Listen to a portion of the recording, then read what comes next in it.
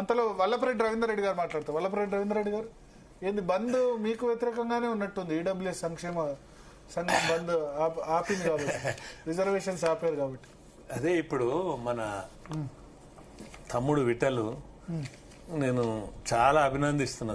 ఎందుకంటే తనే ఒక బీసీ వర్గానికి చెందినటువంటి వ్యక్తి అయినప్పటికి కూడా బీసీ కులంలో జరుగుతున్నటువంటి అవమానాలనుకో, ఆ వర్గాల్లో నిజమైన బీసీలకు జరుగుతున్న అన్యాయాలనుకో విపులంగా చర్చించాడు.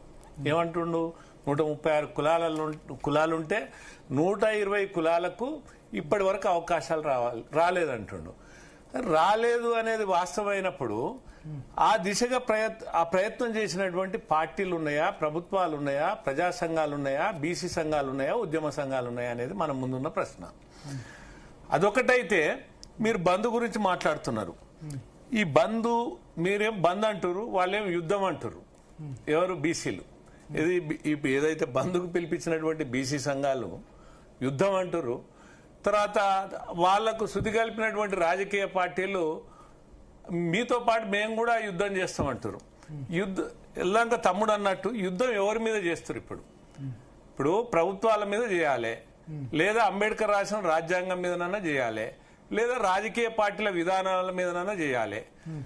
మరి ఈ మూడు రాసిన రాజ్యాంగంలో 50% అని ఎక్కడ చెప్పలేదు లిమిట్ అని. ఇక్కడ అదే చెప్పింది, అంతే కదా.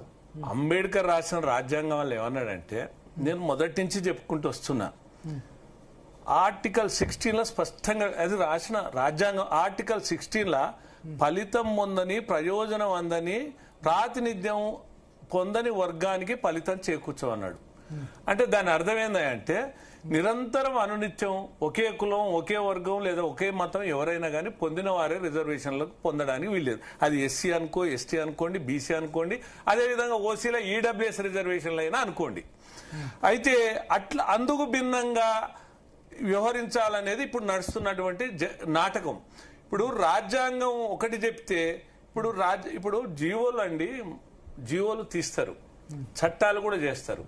మామూలుగా అసెంబ్లీలో కానీ చట్టాలు చేస్తారు, పార్లమెంట్లో కూడా చట్టాలు చేస్తారు. అట్లనే జీవోలు కూడా తీస్తారు. మరి జీవోలు తీసినా, చట్టాలు చేసినా అవి ఒక్కొక్కసారి ఏంటంటే కొట్టివేయబడతాయి. అంటే ఈ రెండింటి మీద కూడా సుపీరియర్ అథారిటీ ఏంటంటే రాజ్యాంగం. అంటే ఈ రాజ్యాంగ స్ఫూర్తికి అనుకూలంగా ఉన్నాయో నిలబడతాయి. మరి అందుకు విరుద్ధంగా ఇప్పుడు చేస్తున్నటువంటి ఈ కార్యక్రమం ఏదైతే ఉన్నదో వీళ్ళు ఈ రిజర్వేషన్ రాజ్యాంగ విరుద్ధ బంద్ అంటారు. అంతే, రాజ్యాంగ విరుద్ధ బంద్. ఇప్పుడు వాళ్ళు యుద్ధం ఎవరి మీద చేస్తారో, మీరు అన్నట్టు అగ్రకులాల మీద చేస్తారా? అంటే ఫార్వర్డ్ క్యాస్ట్ మీద వాళ్ళు ఎవరు ఆపగలుగుతారు? ఎవరు నీకు ఇప్పుడు ఎవరి చట్టం కరెక్ట్ ఉంటే, అంటే శాసనం కరెక్ట్ ఉంటే, అది రాజ్యాంగబద్ధంగా ఉంటే అది 100% నిలబడుతుంది.